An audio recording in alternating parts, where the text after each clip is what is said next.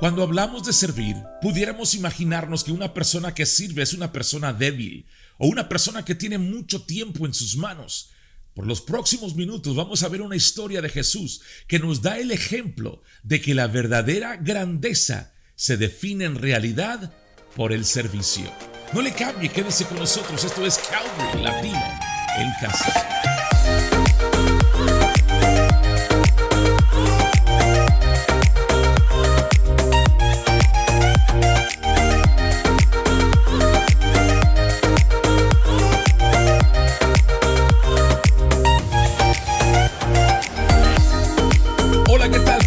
Bienvenidos a otra edición más de Calvary Latino en casa. Yo soy la Emiliano. Agradecidos como siempre que usted nos esté acompañando a través de estas plataformas, ya sea en Facebook, YouTube. Gracias por acompañarnos en este momento. Siempre estamos contentos de que usted semana tras semana se conecte para ser parte de esta transmisión.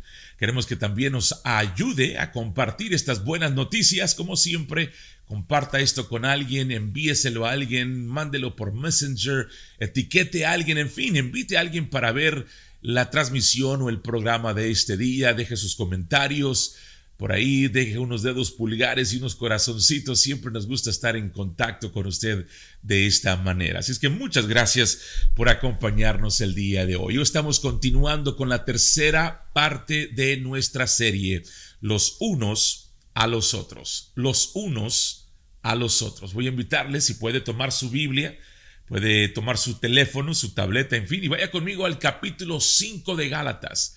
Vamos a ir al capítulo 5 de Gálatas, y en esta serie estamos sumergiéndonos en varios pasajes claves de unos a otros. En todo el Nuevo Testamento encontramos estos pasajes bíblicos que nos hablan de unos a otros en el Nuevo Testamento. Hace 2 semanas comenzamos con la mamá de todos los unos a los otros, cuando estas palabras salieron de la misma boca de Jesús, cuando él dijo en Juan 13:34, un mandamiento nuevo les doy, que se amen los unos a los otros como yo los he amado, deben amarse los unos a los otros. Y dijimos que con este mandamiento Jesús claramente nos está llamando a vivir una forma de vida sobrenatural. La vida cristiana es más que difícil. La vida cristiana es más que imposible. La vida cristiana es sobrenatural. Por eso la esencia de esta vida se trata de una confianza intensa en Jesús para manifestar su vida en nosotros y a través de nosotros. De hecho, para poder ilustrar aún más cómo esta nueva vida en Cristo está diseñada para funcionar, Jesús luego señaló a sus discípulos a los viñedos locales y dijo estas palabras en Juan 15:5. Yo soy la vid verdadera, ustedes son las ramas. Si permaneces en mí y yo en ti, darás mucho fruto. Aparte de mí, no puedes hacer nada. Y desde ese punto en adelante, si usted conoce el fluir de la historia bíblica, descubrimos que la vida cristiana no es una vida religiosa de observación de reglas.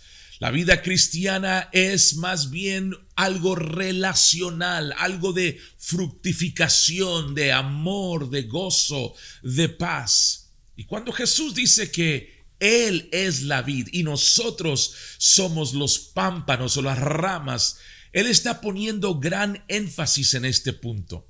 Porque vea, una rama no puede producir nada por sí misma.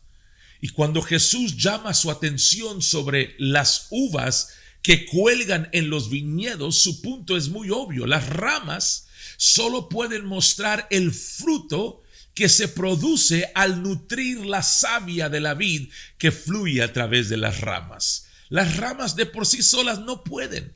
El fruto, las uvas, es el resultado de lo que fluye de la vid hacia las ramas.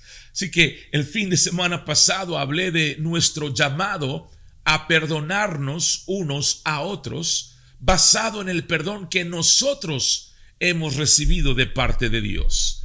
Y este fin de semana vamos a comenzar con el libro de Gálatas capítulo 5 para considerar unos a otros, que es un tema que Jesús realmente nos dijo que es el secreto de la verdadera grandeza. Y ese secreto es que debemos servíos los unos a los otros. Si es que vaya conmigo a Gálatas capítulo 5, el verso 13 dice así: ustedes, mis hermanos y hermanas, fueron llamados a ser libres, pero no uses tu libertad para complacer la carne. Más bien sírvanse los unos a los otros humildemente en el amor.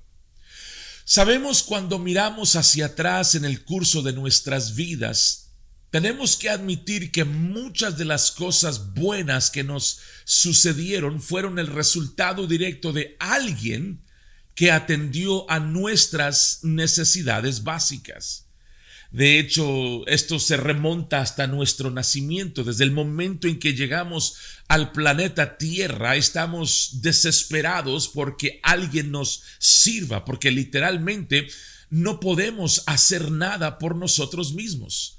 No podemos alimentarnos solos, no podemos vestirnos solos, no podemos limpiarnos solos, no podemos protegernos a nosotros mismos, no podemos pensar por nosotros mismos. Y la razón por la que hemos llegado a este lugar donde estamos ahora en la vida es obviamente porque hubo personas que nos sirvieron cuando éramos increíblemente débiles y vulnerables en esos primeros días de nuestras vidas.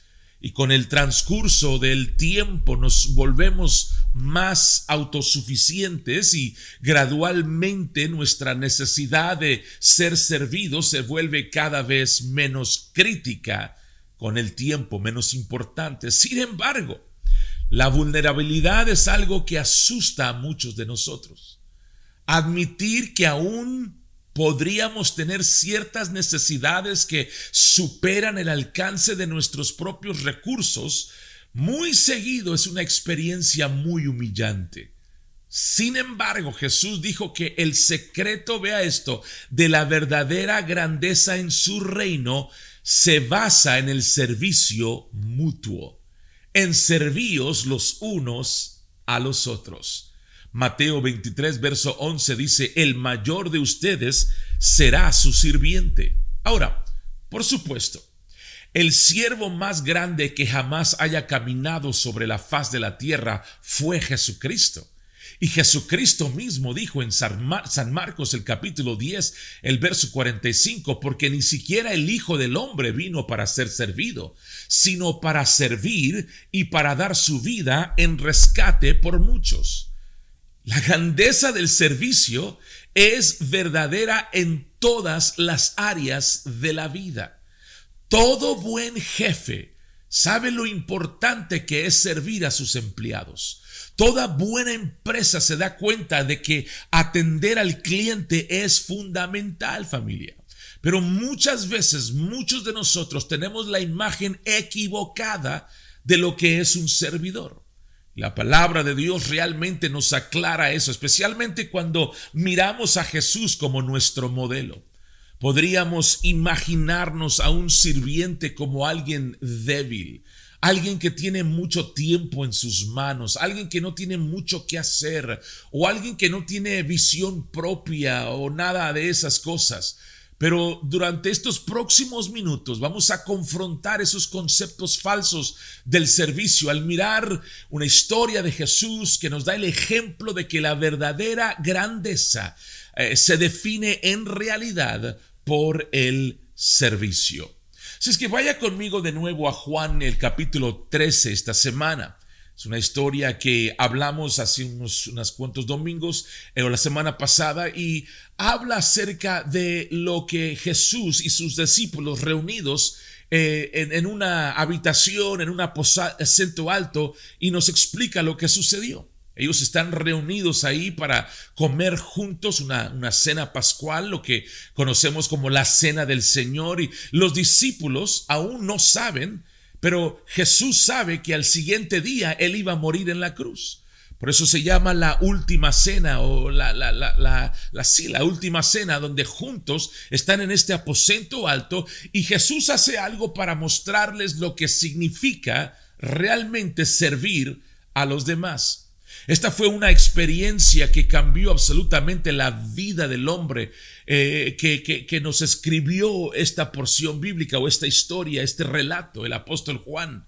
Y eso es lo que el servir puede hacer para nosotros, transformar nuestras vidas si nosotros prestamos atención. Ahora, entienda una cosa, aquí en lo que usted escucha cada semana, en las prédicas, las enseñanzas que nosotros le damos, tenemos un lenguaje muy cultural. Hemos establecido un lenguaje porque no solamente es lo que dices, sino cómo lo dices. Y nosotros somos bastante particulares sobre el idioma, el lenguaje, el vocabulario que usamos en lo que transmitimos en este programa.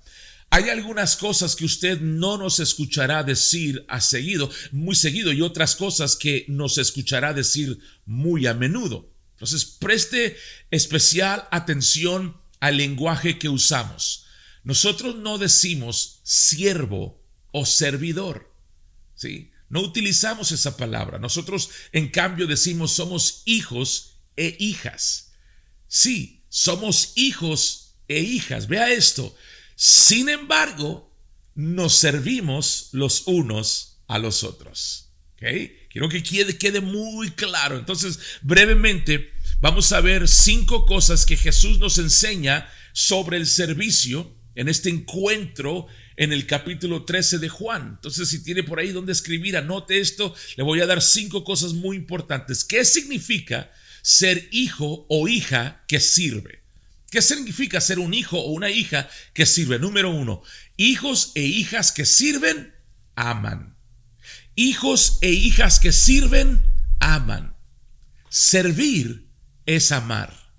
Jesús amaba profundamente a estos discípulos. Y eso es lo que lo motivó de principio a fin. Juan, el capítulo 13, el verso 1 dice, la segunda parte dice, habiendo amado a los suyos que estaban en el mundo, ahora les mostró todo el alcance de su amor. Esta es una gran declaración. Eso es lo que Jesús estaba a punto de hacer por estos muchachos. Les estaba mostrando todo el alcance de su amor. Piensen eso por un momento. Él ya los había amado de muchas maneras. Él los eligió, Él los enseñó, Él los desarrolló como líderes, Él hizo milagros por ellos. Pero aquí dice que el grado completo de su amor se demostró a través de este acto de servicio que estamos a punto de ver. Y lo que esto nos muestra es que el ministerio de cualquier tipo, escúcheme, el ministerio de cualquier tipo, que en realidad es la palabra servir, la misma palabra en el idioma griego, servir y ministerio es la misma cosa. Entonces el ministerio o el servicio de cualquier tipo, vea, está motivado por el amor. Si el ministerio no está motivado por el amor, si está motivado por el miedo, por la culpabilidad o por alguna otra cosa, no va a durar. Por eso la gente no termina haciendo lo que Dios los ha llamado a hacer o algún servicio dentro de la congregación porque está motivado por temor, por culpabilidad o por alguna otra cosa. Por eso no dura. La gente se desgasta y muchos de nosotros ya hemos sido mordidos por esa realidad. Ahora, ¿cuántos de nosotros podíamos decir honestamente que cada vez que hemos servido ha sido puramente motivado por el amor? ¿Verdad que no? Ninguno de nosotros puede decir eso. Desafortunadamente, a menudo somos un lío de motivaciones conflictivas. Pero vea esto, lo importante es si estamos creciendo en esta motivación del amor a medida que maduramos. Si estamos creciendo, si vamos madurando en esto y comprendemos de dónde proviene esa motivación, eso es clave. En Primera de Juan, capítulo 4, el verso 19, el mismo apóstol Juan nos dice, amamos porque Él nos amó primero. Por eso amamos nosotros, porque Él nos amó primero. Ahí está la causa y el efecto que estamos buscando. Así es como funciona esto. Vea, de la misma manera que hablé sobre el perdón el fin de semana pasada, que perdonamos basándonos en el perdón que hemos recibido de parte de Dios, esto es cierto en el sentido general de todo lo que hacemos para amar a los demás. Amamos porque Él nos amó primero. La semana pasada dijimos, perdonamos porque ya hemos sido perdonados. Entonces todo comienza con su amor. Su amor es el que nos llena el tanque de motivación de nuestras vidas. Saber que Dios te ama incondicionalmente, vea, te da el poder de amar a los demás incondicionalmente. No lo hacemos por nuestras propias fuerzas o porque seamos buenas personas. Experimentar que Él te ama, pase lo que pase, eso te da una libertad de poder amar a los demás sin importar nada. Ahora, déjeme decirle que probablemente no siempre vas a amar cada cosa que estás haciendo cuando sirves a los demás. Hay cosas que en relación a mi papel como pastor que amo absolutamente, y hay otras cosas que no amo tanto. No siempre amas cada tarea con el mismo nivel de intensidad, pero no estamos hablando de la tarea, estamos hablando de la gente. Yo no conozco a ningún padre que dijera, ¿sabes qué es lo que más me gusta de criar a los hijos? Cambiar los pañales sucios. Esa fue la mejor parte. Yo no conozco a nadie que haya dicho eso. Me encantó limpiar los vómitos entre los asientos del automóvil después de que mis hijos se marearan en el carro. Nadie dice eso, ¿cierto o no es cierto? ¿Pero qué? Cambiaste los pañales sucios. Limpiaste el asiento del automóvil. ¿Por qué? Porque amabas o amas a tus hijos. Y cuando elegimos amar a las personas a las que nosotros servimos, basándonos en el amor que nosotros mismos hemos recibido de parte de Dios, entonces servir se convierte en un gozo, incluso en las tareas que no amamos particularmente. Así que eso es lo primero. Hijos e hijas que sirven, aman. Hijos que hijas y sirven, aman. Y lo segundo que Jesús nos enseña en esta historia es esto. Número 2, hijos e hijas que sirven, saben quién son. Hijos e hijas que sirven, saben quién son. Otra forma de decirlo sería que los servidores sirven desde un fuerte sentido de identidad. Nuestro servicio surge, escuche esto es muy importante, nuestro servicio surge de la confianza de quién somos realmente en la estimación de Dios en lugar de la estimación del mundo.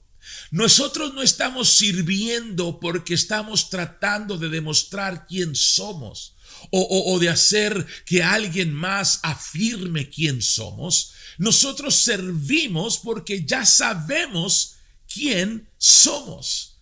Mire a Jesús en los versículos 3 y 4 de ese capítulo 13 de Juan. Dice, Jesús sabía que el Padre había puesto todas las cosas bajo su poder y que había venido de Dios y volvía a Dios. ¿Qué dice? Jesús sabía esto. Así que se levantó de la comida, se quitó su manto, envolvió una toalla alrededor de la cintura. Él está a punto de servir a los discípulos. Y Él lo hace con la seguridad de quién Él es.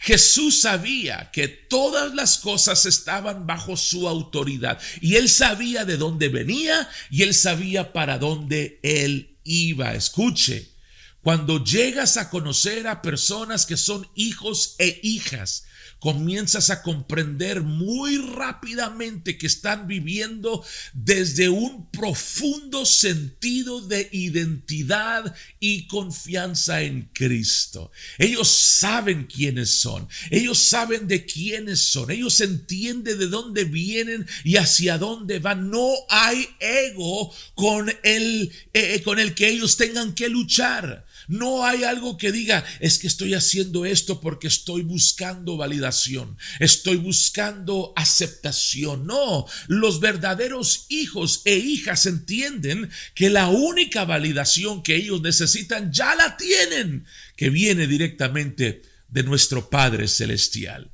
Las personas que no confían en su identidad no van a ser buenos servidores. Ahí está. Si tú conoces a alguien que no es un buen servidor, porque no han encontrado su verdadera identidad. No descubrirán la grandeza en la forma en que Jesús la define, porque su motivación consiste en encontrar la validación de la aprobación de los demás.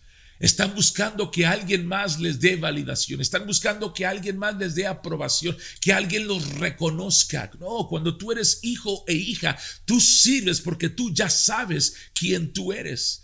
Algunos de ustedes han escuchado el término codependencia. La codependencia es un término dado para describir que una persona está operando desde un sentido malsano de necesidad de ser necesitado. En otras palabras, no están sirviendo desde un sentido de libertad al simplemente amar a los demás sin ataduras, sino más bien están encontrando su identidad en ser el héroe o el salvador o el proveedor o el reconocido. Lo complicado es que la codependencia puede imitar el verdadero servicio en la superficie. Pueden verse casi idénticos por fuera, pero si eres codependiente, estás haciendo algo por otra persona porque te hará sentir mejor contigo mismo. Es poner a alguien más en la posición de Dios, de validarte en lugar de obtener esa validación de parte de Dios. ¿Me estás entendiendo? Yo sé que sí. Entonces, a medida de que yo estoy creciendo en la realidad de mi identidad y la seguridad de saber que todo lo que necesito ya lo tengo en Cristo, eso me libera para poder amarte, vea, sin esperar ni exigir nada de ti a cambio. Yo puedo amar y servir con toda libertad. Y usted puede servirme con esa misma confianza. Y cuando satisfacemos las necesidades desde un sentido de identidad en Cristo, de quién somos, de saber quién somos, en lugar de un sentido de búsqueda de validación, entonces realmente estamos operando en la libertad que Jesús quiere que nosotros experimentemos. De hecho, esa es la tercera cosa que me gustaría que anotara. No solo los hijos e hijas aman y saben quiénes son, sino que número 3, hijos e hijas que sirven satisfacen las necesidades. Hijos e hijas que sirven satisfacen las necesidades. Ahora bien, esta es la realidad central y básica de lo que significa servir. Significa que estamos satisfaciendo las necesidades de los demás. El ministerio es cuando elegimos satisfacer una necesidad en la vida de otra persona. Eso es ministrar. Jesús en esta historia nos enseña que hay una necesidad y Él satisface esa necesidad muy práctica a medida que continuamos con esta historia. ¿Y cuál era esa necesidad? Bueno, todos tenían los pies sucios. Fue una de las necesidades más obvias del día. Todo el mundo caminaba en caminos de tierra en su mayoría con sandalias y las sandalias obviamente no dan mucha protección contra los elementos. Por lo tanto, la piel de los pies de las personas no solo estaba sucia, como era de esperarse, sino que también tal vez estaría seca y agrietada, incluso hasta propensa a infecciones y lesiones. Y en las casas de las personas adineradas en aquellos días, muy seguido había sirvientes pagados que lavaban los pies de los que vivían en la casa junto con sus invitados. En esta historia habían preparado toda esta comida para la cena tradicional de la Pascua, pero aparentemente en este aposento alto no había ningún sirviente que estuviera presente para lavar los pies. Y siempre es divertido juntar estas historias de los diversos relatos de los evangelios en la Biblia, porque la versión de Lucas de esta historia dice que cuando los discípulos entran por primera vez en este aposento alto, en esta habitación, Dice que están discutiendo entre ellos sobre cuál de ellos es el más grande. De hecho, esencialmente están jugando ese juego que todos hemos visto pasar en nuestros hogares. Es el juego de quién es el turno servir. ¿No han jugado eso en su casa? Yo sé que mis hijos lo hacen todos los días. ¿A quién le toca llenar la máquina de lavaplatos hoy? ¿A quién le toca sacar la basura? ¿A quién le toca limpiar o poner la mesa? ¿A quién le toca lavar el coche? O sea, ese se escucha diario en mi casa, ¿verdad? ¿A quién le toca? ¿De quién es turno? Y en este caso para los discípulos fue: ¿a quién le toca lavar los pies? Y lo que es gracioso es que nunca vemos nada sobre a quién le toca en la Biblia. Nunca encontramos a quién le toca el turno. Quiero decir, ¿alguna vez has visto algún versículo en la Biblia que dice: ámense los unos a los otros cuando sea su turno, cuando les toque?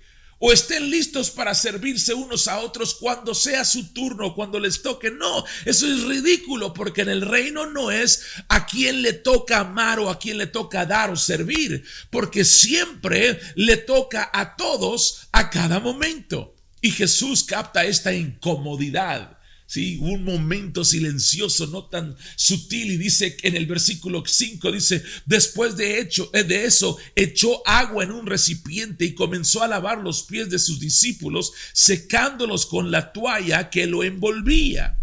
Entonces Jesús comienza a lavar los pies de estos hombres en el aposento alto. En aquellos días era el trabajo del sirviente más humilde de una casa. Y cuando consideras el hecho de que Dios Todopoderoso, envuelto en carne humana, tomó una toalla para satisfacer las necesidades humanas más humildes, vislumbras la verdadera grandeza que Jesús les estaba enseñando. Él les estaba mostrando a ellos y nos estaba enseñando a nosotros de qué realmente se trata el ministerio. Ahora, ¿por qué les lavó los pies? Dos razones.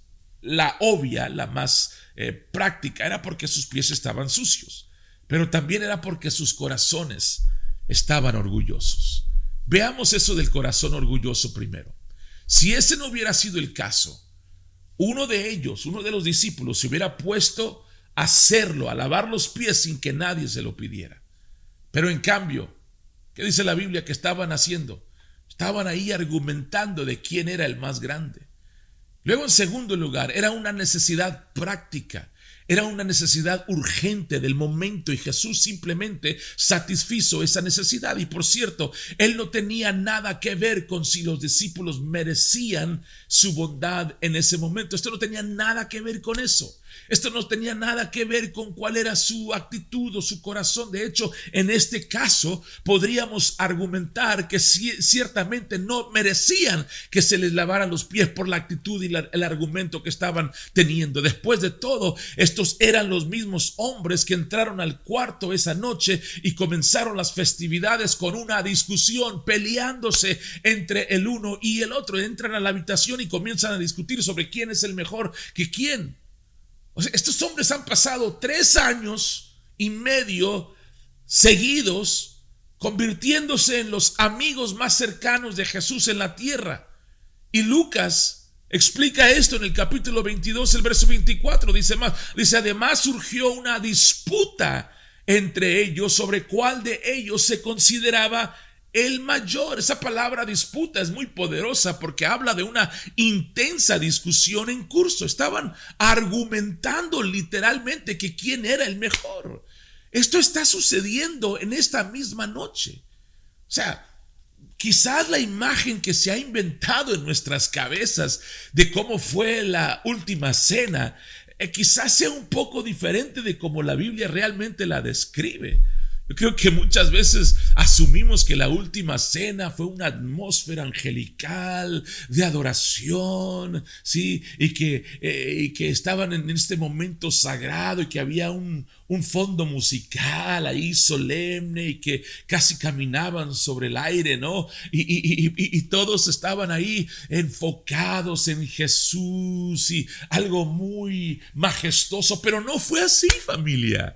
Así no lo relata la Biblia. No sucede. Muchas veces yo creo que vemos la pintura de Da Vinci, ¿no? Donde está la última cena y están los discípulos y como que vemos una foto así como que, ok, listos para la foto, acomódense, una sonrisa, por favor, 1, 2, 3. No funcionó de esa manera.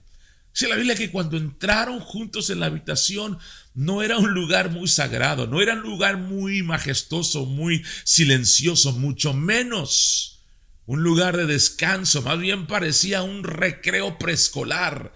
Dice que estaban en una disputa, estaban argumentando, había discusión intensa, había argumento entre ellos. Ellos pensaban que Jesús estaba a punto de tomar el reino por la fuerza durante los próximos días y estaban discutiendo de quién iba a ser su asistente a su lado en el trono. Y Jesús, sabiendo que él iba a morir al día siguiente, él entra en esta situación en la que estos payasos no entienden lo que está por pasar, incluso después de 3 años y medio de vivir al lado de Jesús.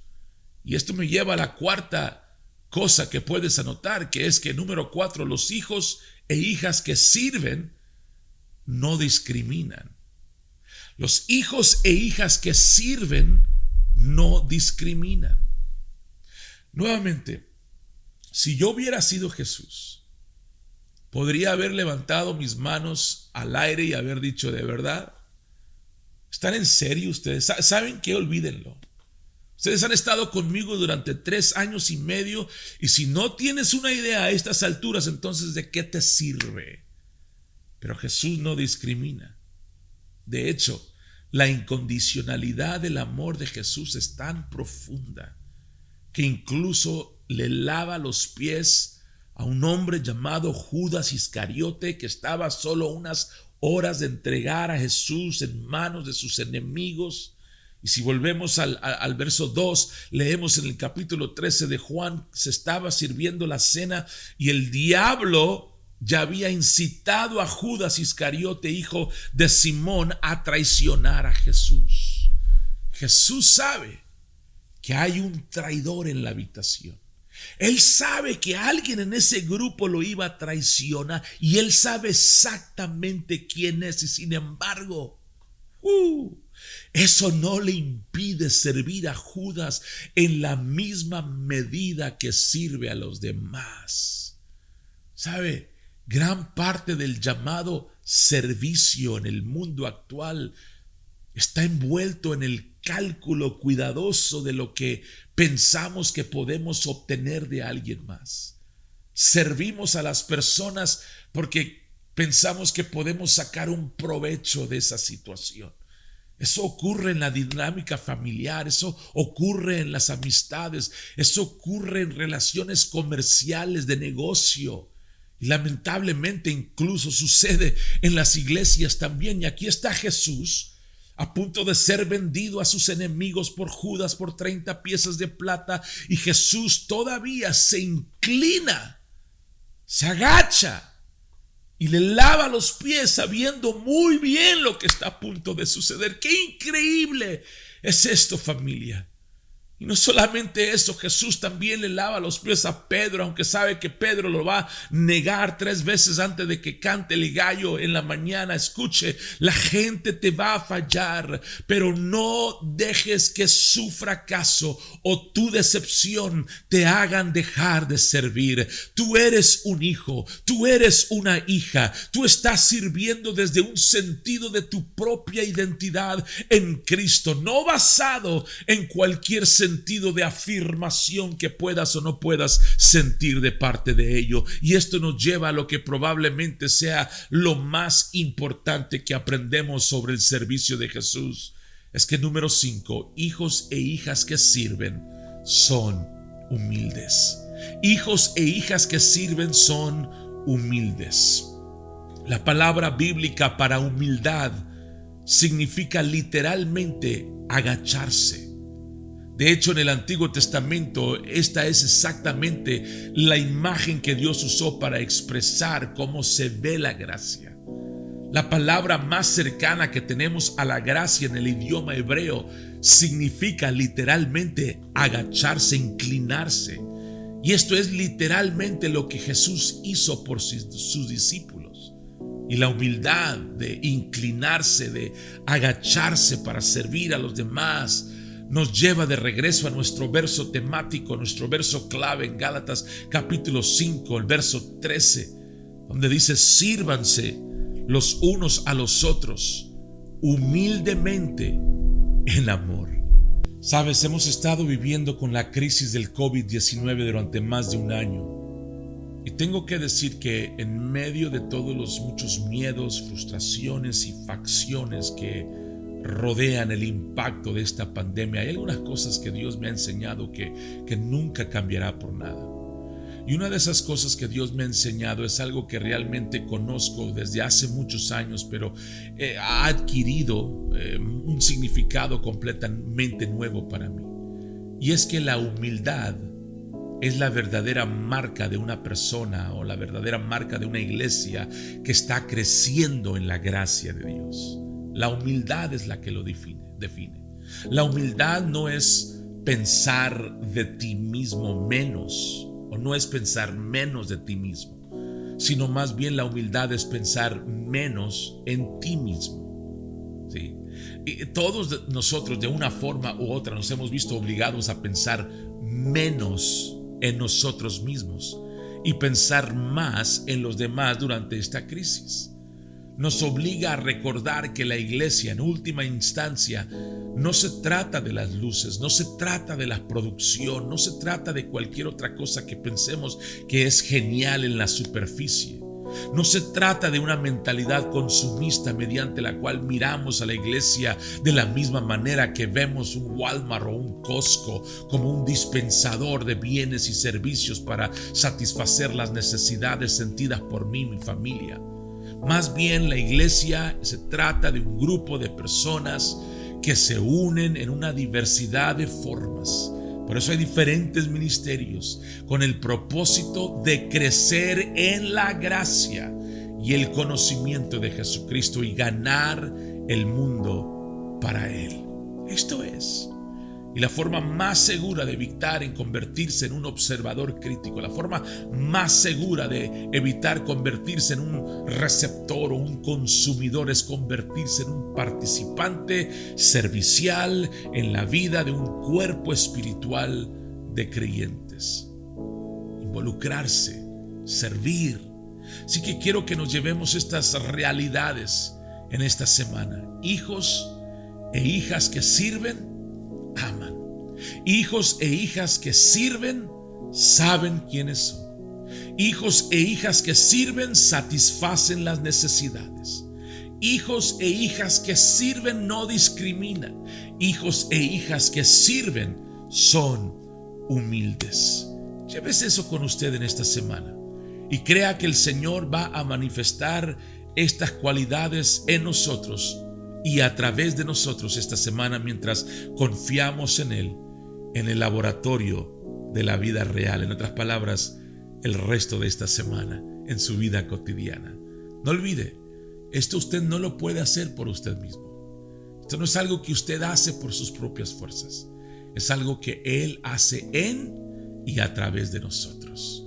Usted sencillamente confía y descansa en Él. Y a través de Él y por medio de Él y Él a través de nosotros podemos amar, podemos perdonar y podemos servirnos los unos a los otros. Ahí donde está, dígale: gracias Dios por tu palabra. Gracias Señor, porque esto no se trata de poner una carga encima de mí. No se trata de poner otra tarea encima de mí. Eso se trata de confiar en ti, de depender de ti, Señor, de saber que eres tú en y a través de nosotros, que nos ayuda a amar, a perdonar, a servir, que podemos nosotros amar, que sabemos quién somos en Cristo, que podemos satisfacer las necesidades de otros. No vamos a discriminar, no importa lo que hayan hecho, nos hayan hecho. No, nosotros seguiremos sirviendo y lo haremos con humildad, por el amor que hay en nosotros, por lo que tú haces a través de nosotros en Cristo Jesús. Gracias, Señor, que podamos ser esta parte vivificante, esta parte de la vida que pueda fluir a través de nosotros durante estos días, en el nombre de Cristo Jesús. Amén y amén. Yo oro y confío que esta palabra haya sido de bendición para su vida. Le animamos para que usted comparta este video con alguien, y también quiero darle gracias a las personas que semana tras semana siguen dando de sus finanzas, siguen ofrendando, diezmando, sembrando, lo que Dios ponga en su corazón. Todos tienen diferentes maneras de verlo, pero como Dios le haya puesto en su corazón y usted haya propuesto en su corazón, quiero darles gracias. Si no lo ha hecho, le invito para que lo haga. Ahí está la dirección de la página de internet o la aplicación. Usted puede entrar a estas páginas, cualquiera de los dos. Vaya a la sección donde dice dar o give. Hay un corazoncito por ahí que dice give. Eso lo va a llevar a una página donde están todas las sedes de Calvary, las diferentes congregaciones. Busque la que dice latino, la plana ahí en latino, y eso lo lleva directamente a la página donde usted pone su información para poder dar. Hay una manera que usted lo puede hacer que esto ocurra automáticamente cada vez que a usted le paguen. Entonces, si usted prefiere hacerlo así, hágalo, ya no tiene que preocuparse de nada más. Le animo para que sea parte financiera de lo que Dios está haciendo a través de este ministerio en español, con las buenas nuevas del Evangelio. Muchas gracias, bendiciones, les amamos, creemos en ustedes, mandamos un fuerte abrazo virtual y esperamos verlos muy pronto. Hasta la próxima.